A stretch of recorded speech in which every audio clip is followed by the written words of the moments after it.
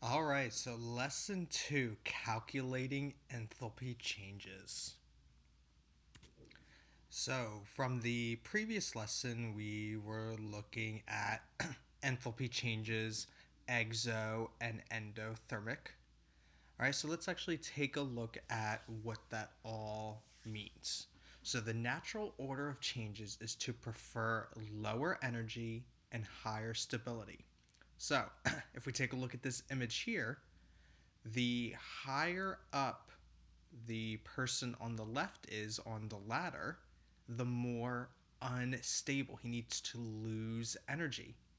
Well, the only way to do that is for him to fall, which you can see on the right hand side, where he's lost energy and now he is more stable. Okay, so the natural order of changes is to prefer lower energy, which equals a higher stability.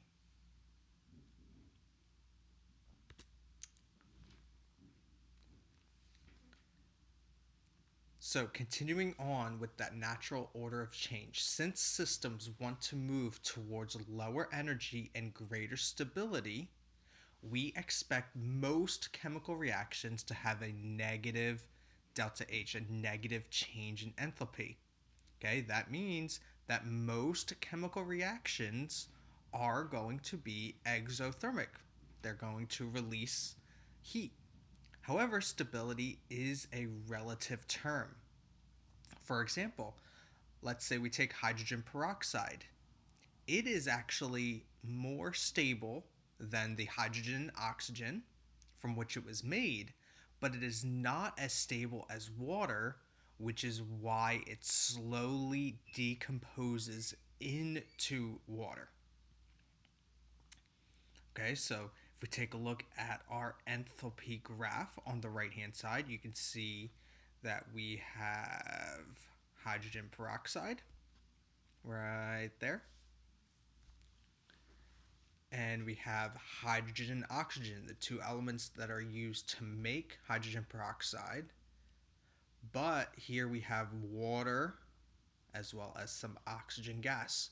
So, because water is more stable, hydrogen peroxide will convert to water and oxygen rather than hydrogen and oxygen gas, which are less stable. They have higher energy, higher enthalpy.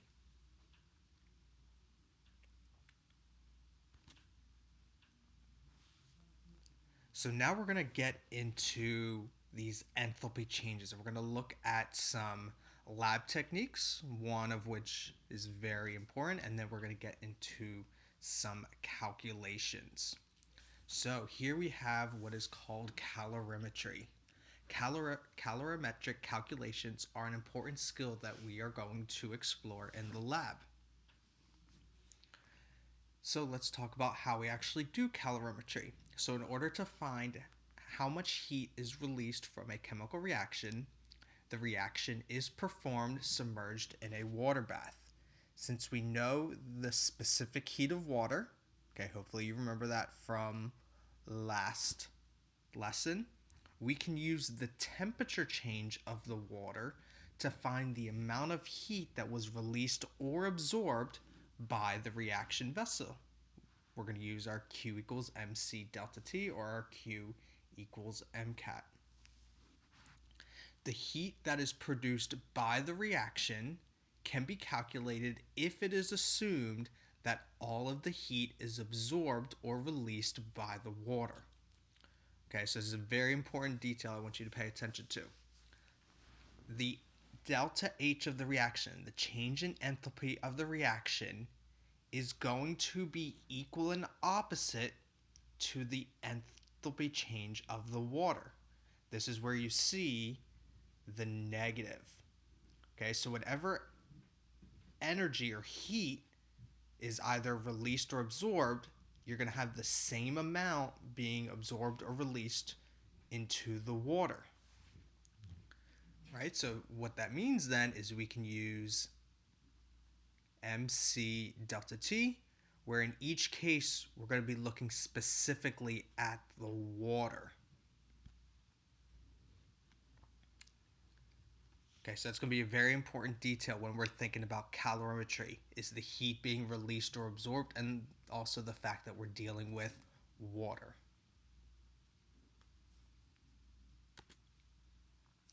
So let's look at an example of a calorimeter.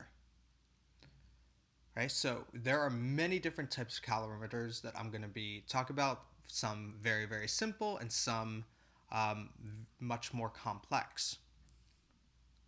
So here's an example that we can use um, that has copper as the main calorimeter. So we have a copper calorimeter. So here we can see the setup. We have our copper calorimeter here, and it is filled with some water with a thermometer so we can measure the temperature. It is set up with a burner down below, which with some sort of fuel. So in here we have ethanol. Okay, so if we burn some of this ethanol, the heat is going to go to the calorimeter, which is filled up with the water.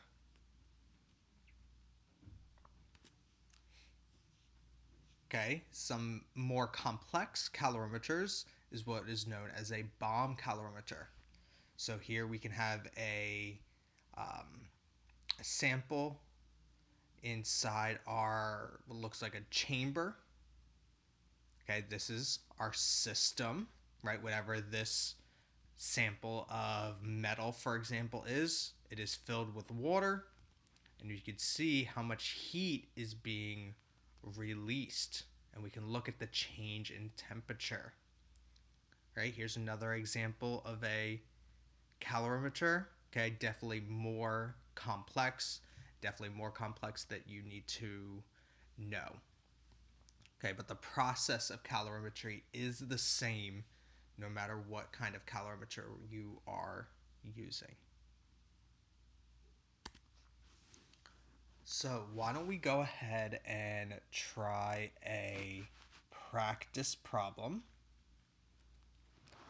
So you could be asked to calculate the enthalpy of combustion of ethanol from the following data. Assume all the heat from the reaction is absorbed by the water.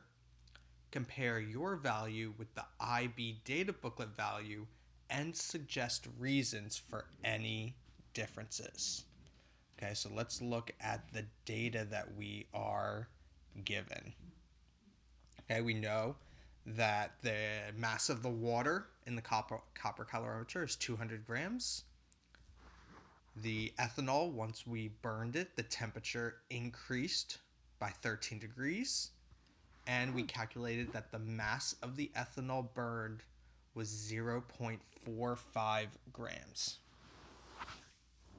Okay, so looking at this data, we can try and calculate the enthalpy of combustion. Okay, so enthalpy is usually given as kilojoules per mole. Okay, so we know that we're going to have to use our Q equals MC delta T. Okay, we have to calculate joules, and then eventually we'll have to calculate kilojoules. Okay, but now the question becomes, well, what mass do we use? Because we're given the mass of the water and the mass of the ethanol. Okay, which one do I use? Well, in fact, you're going to end up using both of these numbers, but they're going to be used in separate cases. Right? If you go back to the previous slides where we were looking at calorimetry, we're going to be dealing with the mass of the water when we're trying to calculate how much heat. Because think about it. The ethanol that is burned, it's going to heat up the water. Right? The temperature of the water increased. So all of the heat that was released from the ethanol went into the water. So that we're going to be able to calculate. Okay? But if you also remember, we're going to need to know kilojoules per mole. Well, per mole of what? mole of ethanol. So this is where the mass of ethanol comes into play. Okay. We know that the molar mass of ethanol is 46.08, and we are given in our data that we have 0.45 grams of ethanol. So do a little conversion, and you get 9.7 times 10 to the negative third moles of ethanol. And that is how much ethanol was burned. Okay. It says in the problem to compare it to the data booklet. So I went ahead and looked, and it says the change in enthalpy for ethanol is negative 1,367 kilojoules per mole. So this is what we expect to get. This is our theoretical value. So how do we find what we actually get? We have to look at the change in temperature of the water. This is a clue that tells you to use the mass of the water. So we're going to look at our data that we're given. We're given the mass of the water. We know the specific heat of water, 4.18, and we know the change in temperature. So when we plug that in, right, in this case, the Q is the delta H of the reaction. Q equals MC delta T. So we plug in what we know, and we can see that the amount of heat that is released is negative 10,868 joules. Okay, so that is how much heat was released. Okay, I could also say, instead of delta H, that I actually want you to replace it with Q. So this delta H right here, okay, this is actually Q, because delta H we're going to solve in the next step. This is going to be where we calculate it as kilojoules per mole. So the first step is to convert joules to kilojoules. Okay, we can do that by dividing by 1,000. And then we take Q, which is this value here, negative 10,868, and divide it by moles. Okay, which we calculated up here, 9.7 times 10 to the negative third. So when we do that, we calculate it as negative 1,100 kilojoules per mole. As you can see, we have 2 sig figs in our final answer. Okay, so Q is the amount of heat that was released, and then we can calculate delta H as kilojoules per mole. So we take Q, our heat, right, this is Q, divided by our moles. Okay, kilojoules per mole. Now, one last thing is, this is the answer we got, but we were supposed to get negative 1,367. So now we have to think about, well, why is this answer so different than what we expected? Okay, so we just came off finishing talking about errors. So here are some things to think about that happen with all sorts of calorimetry problems. Okay, so the first one is not all the heat produced by the combustion reaction is transferred to the water. Some is needed to heat the copper calorimeter, and some has passed to the surroundings. So heat loss is a huge systematic error when it comes to calorimetry. A second possible error is that the combustion of the ethanol is unlikely to be complete owing to the limited oxygen available, as assumed by the literature value. So, in this case, if we don't have complete combustion because of a limited oxygen, then you're not going to get the actual enthalpy of combustion at the end. Another option to think about is that the experiment was not performed under standard conditions. As the reaction happens, the reaction vessel heats up and pressure may also increase. Okay, so standard conditions we talked about in the previous lesson is if those aren't followed, then you might have some errors.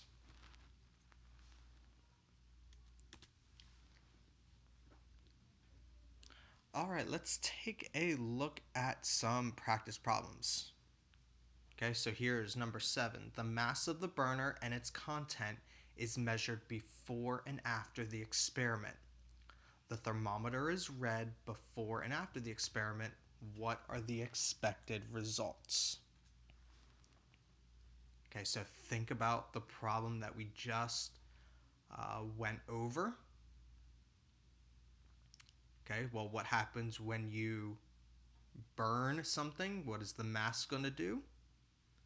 And then because of that, what is going to happen to the thermometer? What's going to happen to the temperature? Well, the mass should go down because you're burning it. And because you're burning it, the temperature is going to increase, which means you should have chosen A. All right, number 8. The experimental arrangement in this figure, which is one of the previous ones, is used to determine the enthalpy of combustion of an alcohol. Which of the following would lead to an experimental result which is less exothermic than the literature value? Again, think about the previous problem. Okay, you have a couple options there I want you to think about.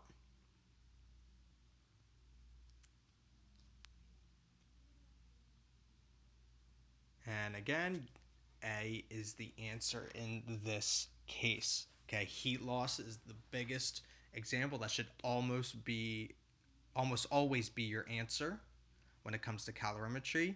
If the alcohol evaporated, that means you're not going to be burning as much. Okay, some things to think about.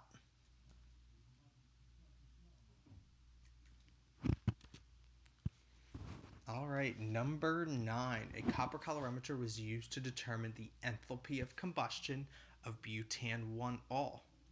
The experimental value obtained was negative 2,100 plus or minus 200 kilojoules per mole, and the data book of value is negative 2,676 kilojoules per mole. Which of the following accounts for the difference between the two values? Okay, so again, we're talking about those errors. Okay, so you can check back on the previous slides, and you should choose letter C, both incomplete combustion and heat loss to the surroundings. Okay, random measurement errors have no effect in this case.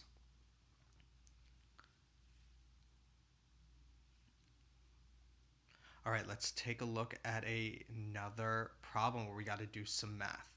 So in number 10, 1.10 grams of glucose was completely burnt in a copper calorimeter. The temperature of the water increased from 25.85 to 36.50 degrees Celsius. Calculate the enthalpy of combustion of glucose from the data below.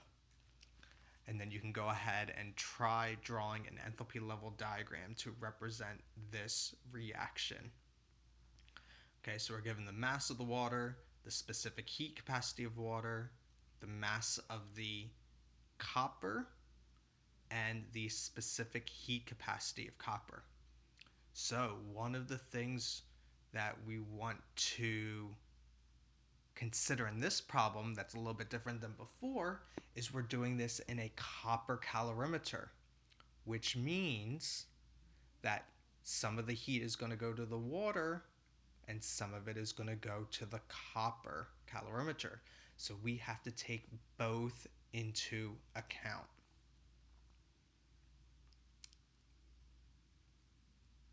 Okay, so let's take a look and see if we can solve this problem. Okay, it's very similar to before. Okay, try doing this on your own first. Okay, since we're dealing with heat going to two places, that means you're going to have to do two heat calculations. And then once you calculate both of those heats using Q equals MC delta T, you can combine those together to get the total amount of heat. And since we want to calculate the enthalpy of combustion of glucose, we're going to have to do the amount of heat in kilojoules divided by the amount of moles of our glucose, right? Enthalpy is usually given as kilojoules per mole. And then based on your answer that you get, you should be able to draw your enthalpy diagram. So let's take a look. All right, we can look at the temperature change, our delta T, final minus initial. Okay, 10.65 degrees Celsius, right? Q equals MC delta T. We can see, like I said before, can calculate the Q of the water, and then we can also add it to the Q of the copper. Okay, so you use the mass of the water, specific heat of the water, the change in temperature of the water, which is calculated here, and then add it to the mass of the copper, specific heat capacity of the copper, times the change in temperature of the copper. So one of the assumptions is we are doing the same change in temperature. So you do all that and you get a total of 9,932 joules that were released. Okay, and that's a key point. We can calculate the moles of glucose, 1.10 grams divided by the molar mass, which is 180.18, gets you to 611 times 10 to the negative third moles. So to calculate the enthalpy of combustion, delta H, okay, little letter C, enthalpy of combustion, you take the Q, which is 9,992, not sure why it's that number there, divided by the number of moles, 6.11 times 10 to the negative third. Now, as you can see, when you solve that, you get joules, which is now converted into kilojoules. You could have converted this number first into kilojoules, or later you would get the same answer. Now, one of the things I want to point out is up until now, all these numbers have been positive, but our answer is negative. Okay, well, why is that? Well, if we look at our water, the temperature and the copper, the temperature increased, which means that when we did combustion, energy was released into the water, into the copper calorimeter. Well, that means that this is an exothermic reaction, so we have to write a negative as our final answer. Okay, if you leave this as positive, that is wrong. Now for the enthalpy diagram, okay, since this is negative and energy was released, our reactants should be higher than our products. Our delta H is negative, it's decreased. Okay, an exothermic reaction.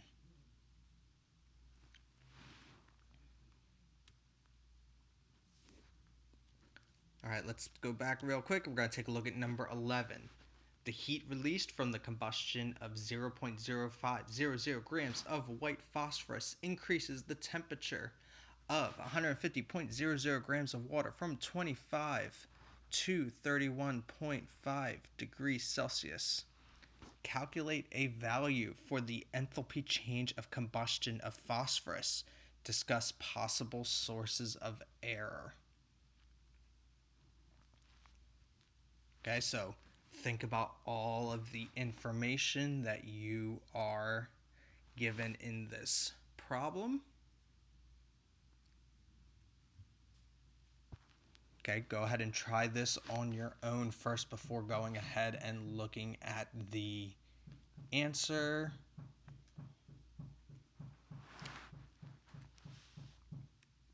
Okay, so let's take a look.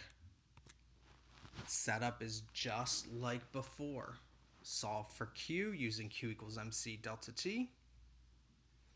Solve for the moles of the phosphorus. And we can then calculate our delta H. Okay, here they've converted the 4,100 joules from before already into negative, not at the end. Okay, this is combustion, so energy is being released. Right, some possible errors. The precision of the answer is limited by the precision of measurement of the temperature difference. The value is lower than the literature value owing to the heat losses and incomplete combustion.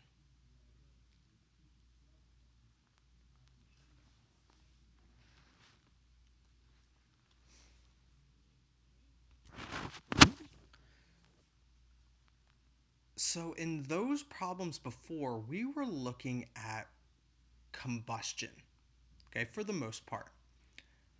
Well, we can also calculate the enthalpy of solutions. What happens when we mix two solutions in a calorimeter?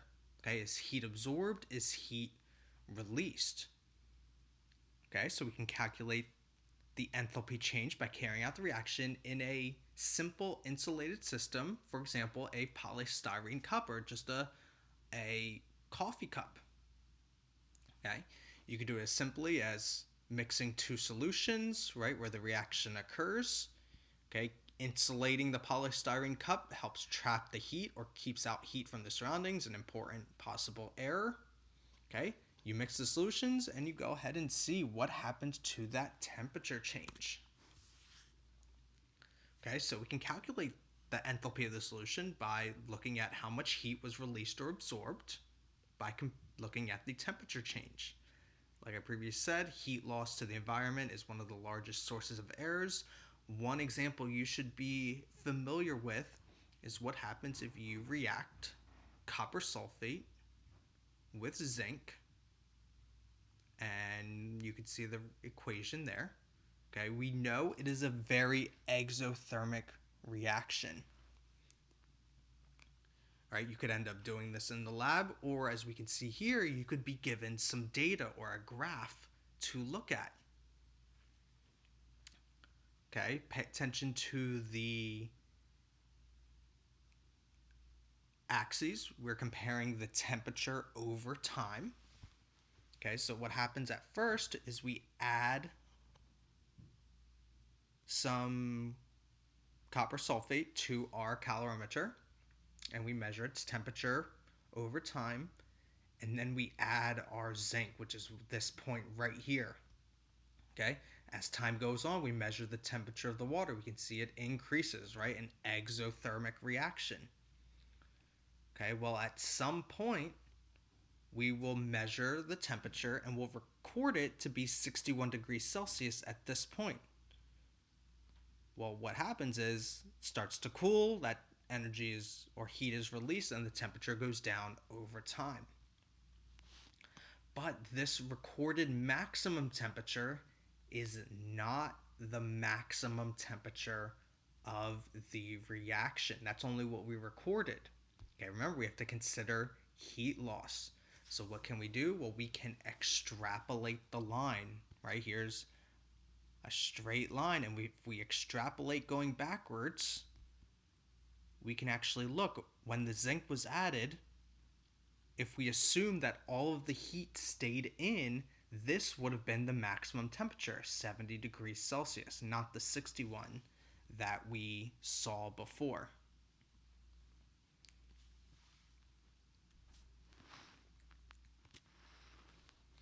Okay, so here's just a description of what I was just talking about.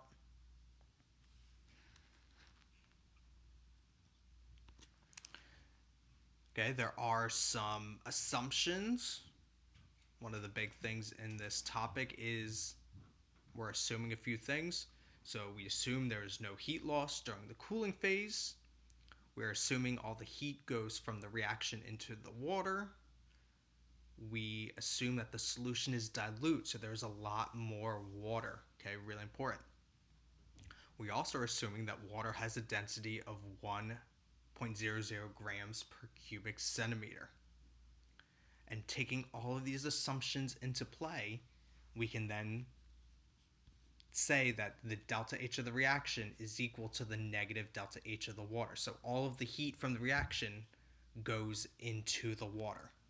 Okay? Those are the assumptions that we are making in this problem. All right, so here is a practice problem. So let's go ahead and take a look at that. So the neutralization reaction between solutions of sodium hydroxide and sulfuric acid was studied by measuring the temperature changes when different volumes of two solutions were mixed. The total volume was kept constant at 120 cubic centimeters, and the concentrations of the two solutions were both 1 molar. Okay, so we have our graph where we compare the volumes of both of our solutions, the sodium hydroxide and the sulfuric acid, and then we compare the temperature of our solutions as well. All right, so letter A, it says determine the volumes of the solutions which produce the largest increase in the temperature. Well, where can we go to find this? Well, let's go to the graph. Okay, so where's the largest temperature? We follow our lines. Right, we go up. Here's the highest temperature. And if we go down, we see that we have 80 cubic centimeters of sodium hydroxide and 40 cubic centimeters of sulfuric acid.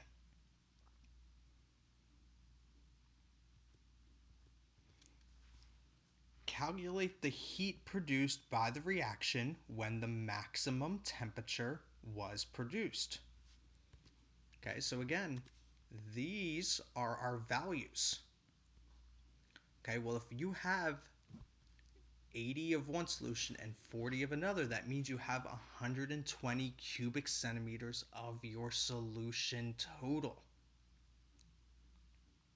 Well, if we assume that the density of water is 1 gram per cubic centimeter, then therefore we have 120 grams of water.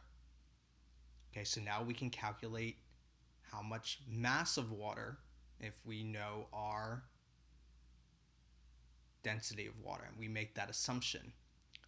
The other assumption we can make is that all of the heat goes into the water. So if we know the mass of the water, we know the specific heat of water, and we can find the temperature change. So if we look at our graph again, right, we start at 25. The maximum heat was about here, about 33.5. So we can use our Q equals MC delta T to calculate negative 4,264 joules. Okay, so some assumptions being made, but that's what we can do. All right, let's go back and look at letter C. Calculate the heat produced for 1 mole of sodium hydroxide. Okay, well, just like before with the enthalpy of combustion, we use the moles of our ethanol or our glucose. Well, here we're going to use sodium hydroxide. Well, what do we know about the sodium hydroxide? Well, we know how much we used, and we know its concentration. Okay, so we know the volume, we know the concentration, and if we know C and V, what can we find? N, we can find moles. So when we do that,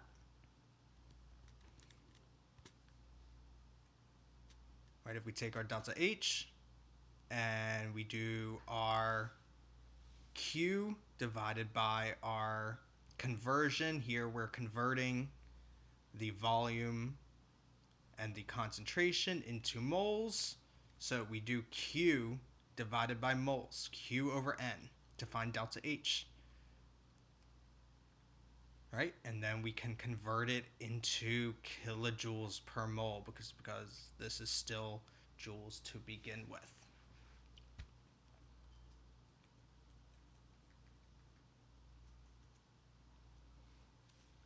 Okay, we have one more to look at. Letter D, the literature value for the enthalpy of neutralization is negative 57.5 kilojoules per mole. Calculate the percent error value and suggest a reason for the discrepancy between the experimental and literature values. Okay, so we expected to get negative 57.5. We got negative 53.3. Hopefully you remember how to calculate the percent error. If you go ahead and do that, you will get about a 7% error.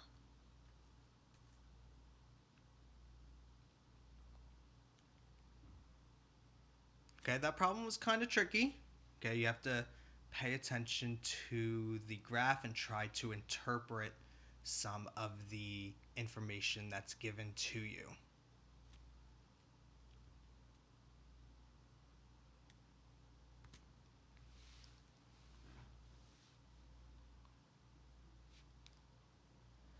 All right, let's do some more practice problems. Calculate the molar enthalpy change from the data in figure 5.9. The copper sulfate has a concentration of 1 molar and a volume of 1 cubic decimeter.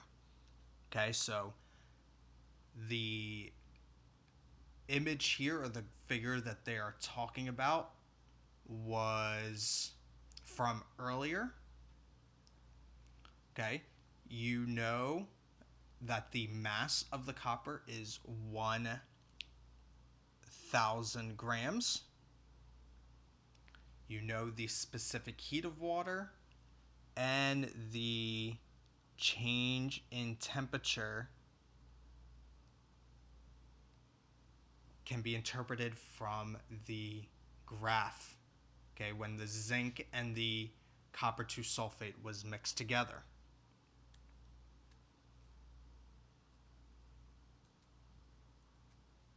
Okay, if you do that, you calculate 209 kilojoules for 1 mole. Right, and since this was energy being released, we have to report our final answer as a negative value.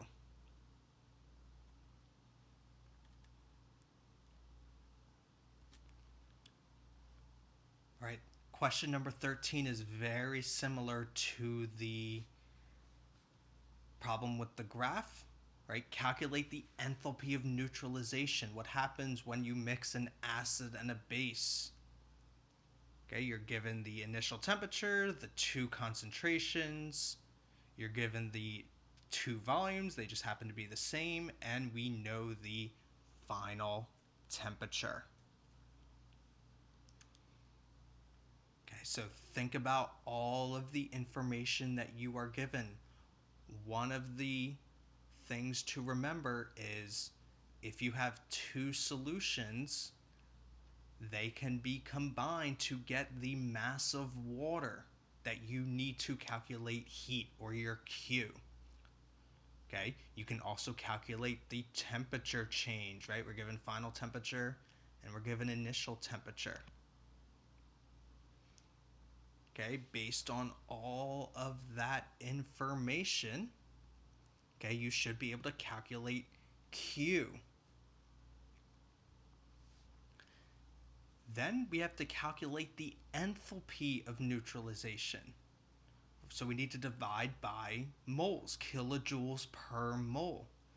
Well, then the question becomes, which do we use? Because we have 2 solutions. Okay, well, in this case, we're going to use our sodium hydroxide because it is a lower concentration, which means we have lower amount of moles, which means sodium hydroxide is your limiting reactant. So here's the work for the problem where we used Q equals mc delta T to calculate the amount of joules. We calculated the number of moles, right? C equals N over V. And then we calculated delta H, Q divided by N. Q divided by N. I'm going to repeat that over and over again. Q divided by N is used to find delta H. Okay, and then we can convert that to kilojoules per mole. And some assumptions that we are making include no heat loss, the concentrations of the solution equals the concentration of the water. Same thing for the mass, and that the density is indeed 1.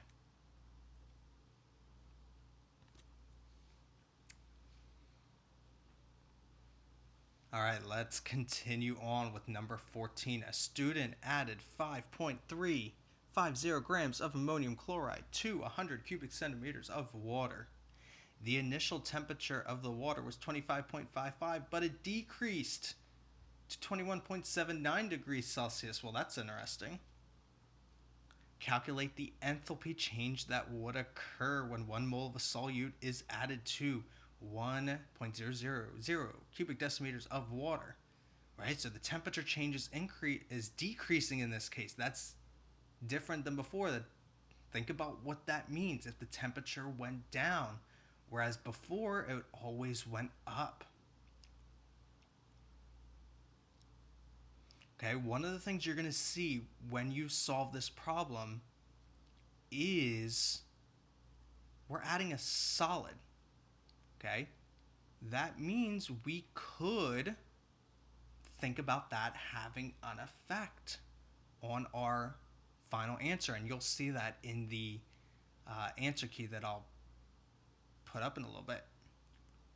Right, but everything else is given to you. Okay, you know how much water is used. You know the temperature change.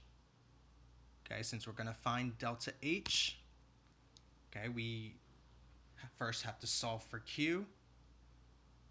Okay, in this case, if you look at the calculations on the right, they used 100 grams as the water. Okay, they did not account for the mass of the solute. Okay, that is okay. We solve for Q. Q equals mc delta T. They used 100 grams for the water.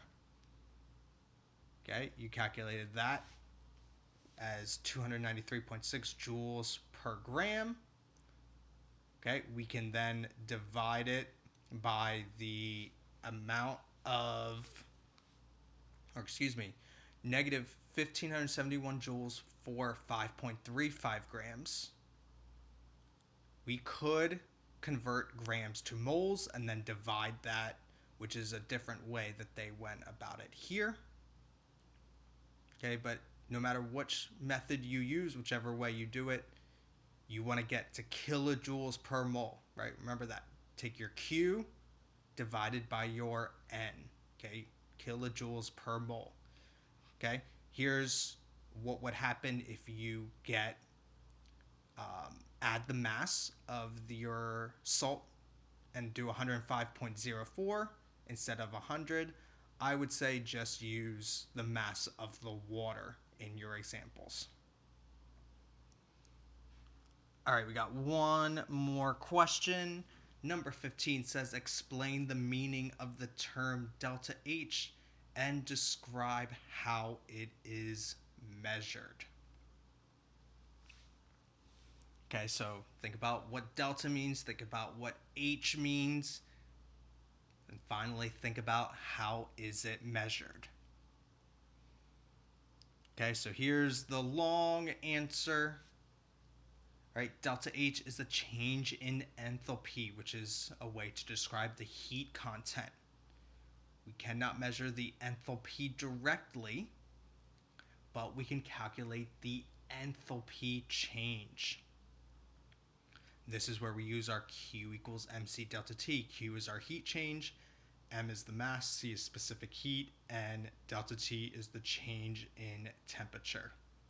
All right, and one of the most common ways to find delta H is to use calorimetry and using a calorimeter in